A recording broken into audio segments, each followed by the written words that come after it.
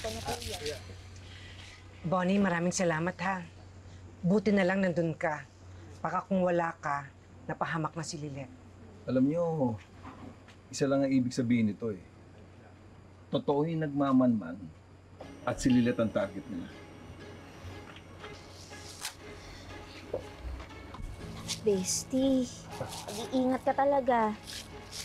Nay, sabi ko sa'yo, hindi na safe tong lugar na to eh. Tignan na kaya natin yung house for rent malapit dun sa bago nating shop. Naku, masyadong OA ha. Ano pwede mag-canvas tayo? Tingnan natin muna kung magkano yung CCTV. Naman siguro mahal yun, no? At saka magpaabang-abang na rin tayo sa tanod. Opo, bukas na bukas po, magpapablatter po ako sa police station. Masamahan kita. Salamat. Net, meron ka bang ibang ebidensya na pwedeng mag-merit as sa grave threats?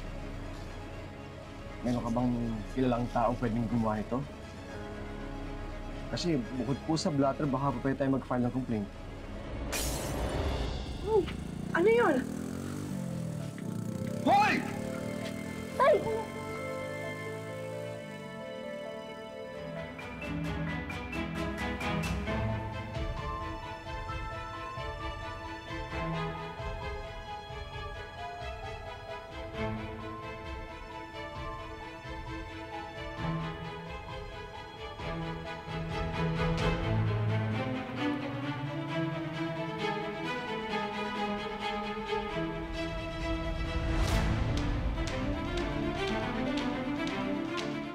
Nung una ho, napansin ko na may nagmamanman sa bahay namin. Tapos kahapon po, may nagtangkang sagasaan ako ng motor. Palagay namin, sir, isa lang lahat yon. Pati yung bato ng bahay namin kagabi. Attorney, meron ba kayong nakaaway nyo o masama ang loob sa inyo nitong nagdaang araw o buwan? Opo.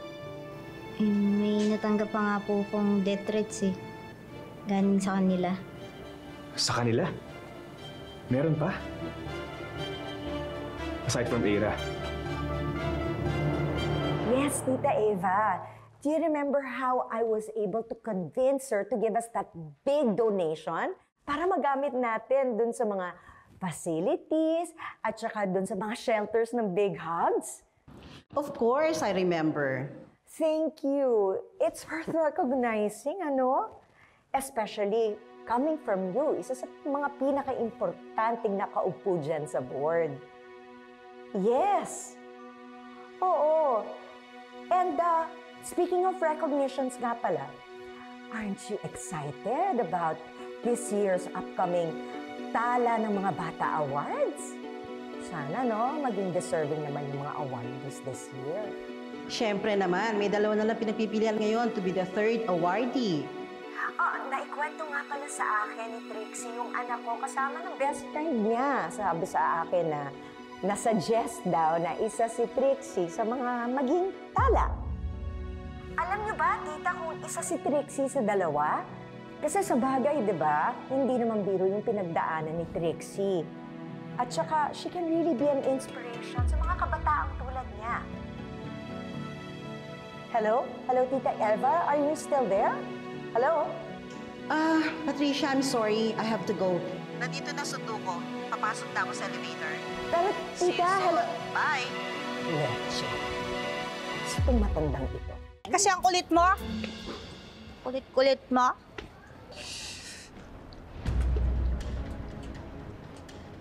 Hello. Pumunta ka na rito. Wala nang tao kila Atty. Liit. Hahanap lang ako ng papasukan tapos babalitaan kita.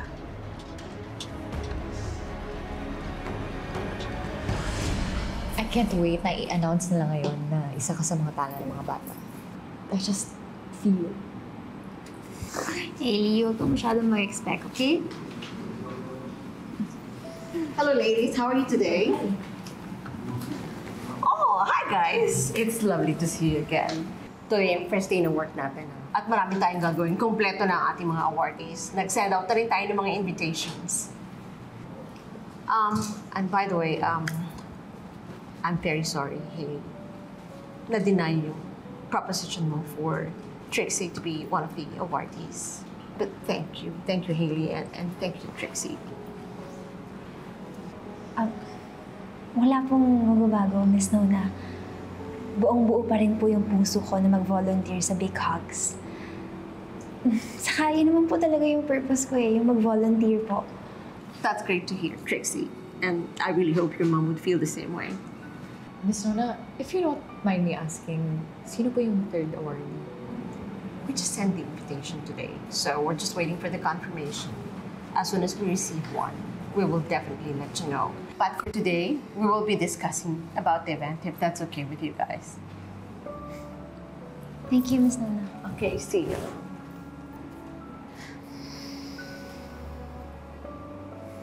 It's okay. Ano ka ba? Nakakapanghinayang lang. Maganda sanang surprise yun when Dad wakes up.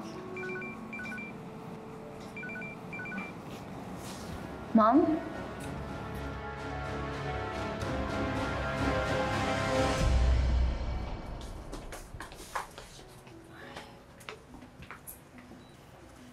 Sayang talaga. Akala ko pa naman gigising na si Sir Ramir.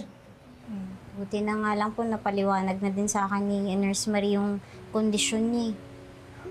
Siguro, kaya hanggang ngayon hindi pa rin siya ginigising ng Diyos kasi tingnan niyo naman po yung magigisnan niya. Pwede ko nga pong sampahan ng kasong grave threat si Ma'am Patricia Pero di naman po makakabuti yun sa kanya. Lilet, tingin mo siya ang mastermind ng mga pambabato? Sino pa bang iba, attorney? Kung hindi kina Era at Patricia ang nananakot ng patayin si Lilet.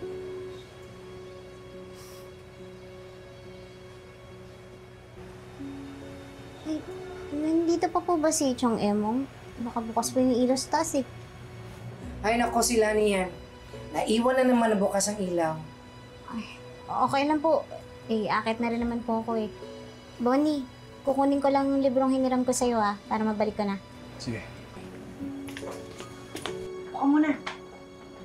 Kuha lang kita ng maiinom, ha? Sige ba?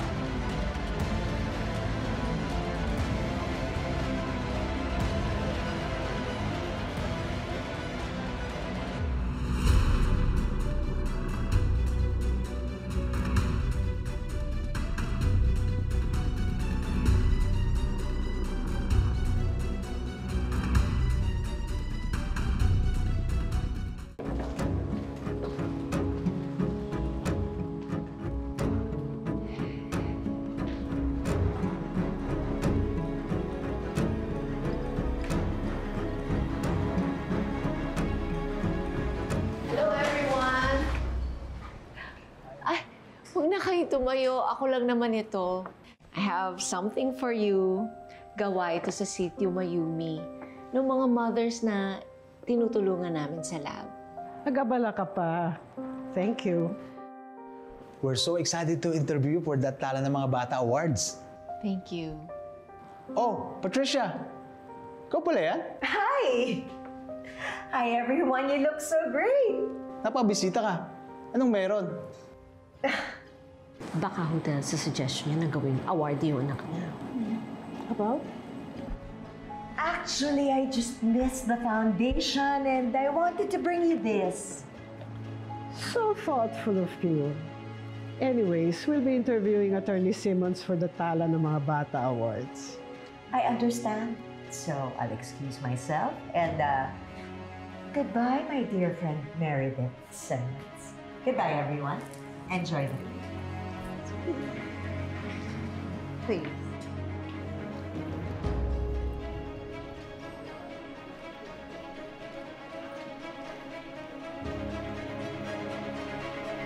What? Don't tell me. Awarded rin siya? So, unahin muna natin itong cake.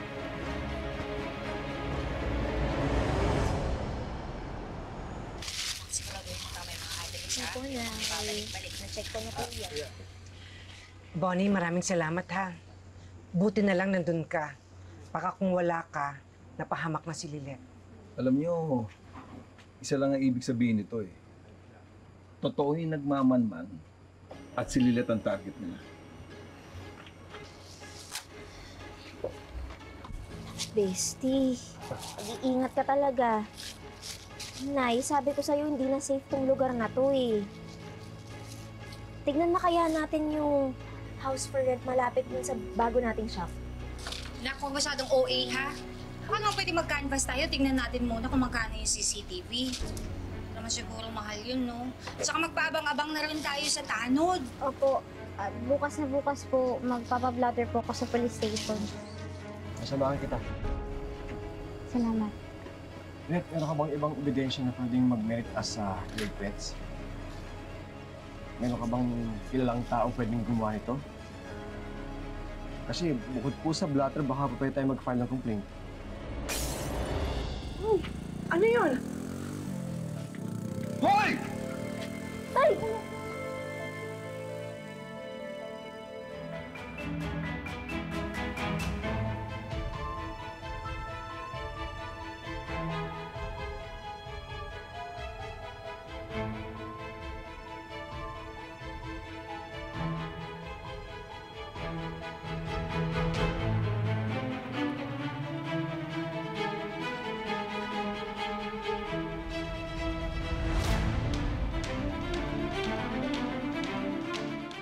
Nung una ho, napansin ko na may nagmamanman sa bahay namin. Tapos kahapon po, may nagtangkang sagasaan ako ng motor. Palagay namin, sir, isa lang lahat yon. Pati yung bato ng bahay namin kagabi. Attorney, meron ba kayong nakaaway nyo o masama ang loob sa inyo nitong nagdaang araw o buwan? Opo. May natanggap pa nga po kong death threats eh. Galing sa kanila. Sa kanila? Meron pa? Aside from Ira. Yes, Tita Eva. Do you remember how I was able to convince her to give us that big donation para magamit natin dun sa mga facilities at saka dun sa mga shelters ng Big Hugs? Of course, I remember. Thank you. It's worth recognizing, ano? Especially coming from you, isa sa mga pinaka-importanting nakaupo dyan sa board. Yes! Oo. And speaking of recognitions nga pala, aren't you excited about this year's upcoming Tala ng Mga Bata Awards? Sana, no? Maging deserving naman yung mga awardees this year. Siyempre naman, may dalawa na lang pinagpipilian ngayon to be the third awardee. Naikwento nga pala sa akin ni Trixie yung anak ko kasama ng best friend niya. Sabi sa akin na nasuggest daw na isa si Trixie sa mga maging tala.